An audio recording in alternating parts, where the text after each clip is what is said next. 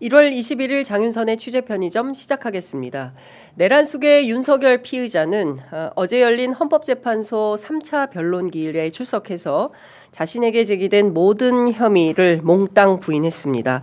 최상목 경제부총리에게 비상입법기구 설치를 위한 예산 확보 쪽지를 건넨 사실이 없고 그리고 국회의원들을 끌어내리라고 지시한 사실도 없다고 주장했습니다.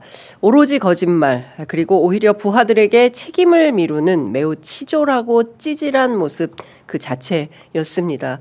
대통령을 하기엔 한참 모자란 데가 많은 사람이구나라는 것을 다시 한번 깨닫게 만든 현장이었는데요. 대한민국은 더 이상 그에게 들어봄직한 말조차 없다는 판단이 듭니다. 빠른 파면 이외에 다른 선택은 없어 보입니다. 매주 수요일에는 기자들의 눈으로 정치권 사정을 살펴보는 시간이 준비되어 있습니다. 오늘도 어김없이 경향신문 구교영 기자 그리고 시사인의 김은지 기자 두 분 나오셨습니다. 어서 오십시오. 안녕하세요. 네. 앞서 말씀드렸지만 정말 참 참담하더군요. 그분의 모습이. 빨간 넥타이, 감색 정장, 어디서 많이 봄직한 물론 이제 수영복을 입고 나올 거라고는 생각은 안 했지만, 근데 박근혜 대통령 때 보면 이렇게 수감자 표식이 있잖아요. 아직 미결수라서 그러고. 근데 재판 과정에서 일단 수감된 인원에 대한 버튼 같은 걸 달아주는데 그걸 안 달았더라고요. 뭐 어제 여러모로 좀 석연치 않은 저희가 본 것들이 있는데요. 왜냐하면 현직 대통령으로서 출석하는 것은 처음이기 때문에 사실 여러모로 그러니까 전례 없던 일들이 있어서 이게 가능한지에 대한 의아한 지점들도 있고 그걸 뚫고 나오는 윤석열 피의자의 모습들을 저희가 보고 있는 것 같긴 한데요. 사실 박근혜 전 대통령 같은 경우에는 이렇게 출석할 때 보면 굉장히 이제 그 전에 봤던 단정했던 헤어스타일이라든지 이런 것들을 보기 어려운 사실 이제 구속 피의자로서는 가지기 어려운 물론 뭐 피의자의 수용자 인권이라고 하는 지점들이 있지만 사실 이제 보장받기 어려운 것들이 꽤 있는데요.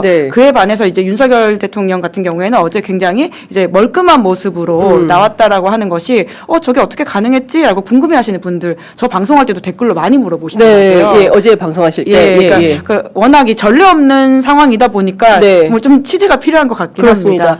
기본적으로 헤어와 메이크업은 했다. 그렇게 보여요. 오늘 아침에 이제 박범계 탄핵소추 위원이 뉴스공장 출연을 했는데 가까이에서 봤잖아요. 같이 법정에 같이 있었으니까 가까이서 봤는데 메이크업을 했다. 화장을 하고 머리를 하고 나왔더라. 이거는 무슨 저 대통령실에서 파견했을 리는 없고.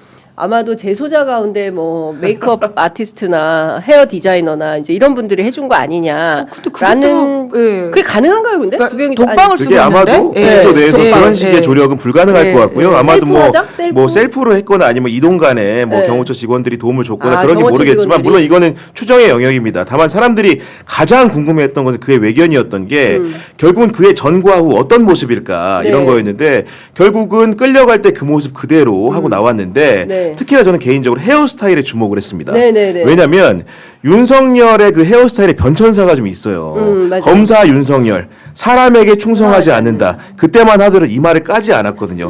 수수하고 뭔가 좀 이렇게 솔직 담백해 보이는 이미지가 있었는데 뭔가 원초적으로 구치소에 가게 되면 그런 자연의 모습을 찾지 않을까 일말에 기대를 했는데 알고 보니 대통령이 되고 난 다음에 했던 대선 기간에 보여줬던 올백 머리죠. 약간 이렇게 머리 빗어넘긴 이마를 깐 모습을 하고 나타나서 여전히 그는 대통령 윤석열 때와 변하지 않았다는 것을 체감을 다시 한번 했습니다. 아직은 내가 대통령이고 내가 권좌에 있으므로 자연인 윤석열은 아니다. 나는 그 권력이 있음을 살아있음을 보여주는 시종일관 막 인상을 쓰고 있고 그리고 4번 정도 발언을 했는데 또 툭툭 치더라고요. 변호사가 잘못 얘기하면 툭툭 치고 그거 아니야 이렇게 알려주고 막 이렇게 하는 걸 보면 전반적으로 인상은 좀 어떠셨어요?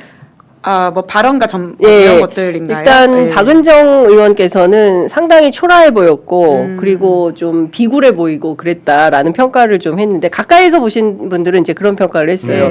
기자들은 어떻게 보고? 이제 요새 읽고 있는 책이 개소리에 대하여라고 하는 철학서입니다. 뉴욕타임스에서 오랫동안 베스트셀러를 했던. 야, 나도 읽고 싶다. 굉장히 얇고요. 정말 강추드립니다. 담화문 모음집이에요 혹시?